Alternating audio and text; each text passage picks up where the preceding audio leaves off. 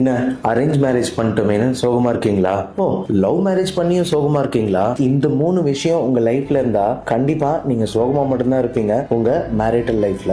Number 1, complex. Inferiority, superiority இது ரெண்டுமே உண்டு. நான் தான் எல்லாத்தையும் பண்றேன் அப்படின்னு டாமினேட்டிங்கா இருக்கிறதும் பிரச்சனை தான். ஐயோ, அவர் தான் எல்லாத்தையும் பண்றாரு, நம்ம எதுவுமே பண்ணலையே அப்படின்னு குற்ற உணர்ச்சியா இருக்கிறதும் உங்க ரிலேஷன்ஷிப்புக்கு ஹெல்த்தி கிடையாது.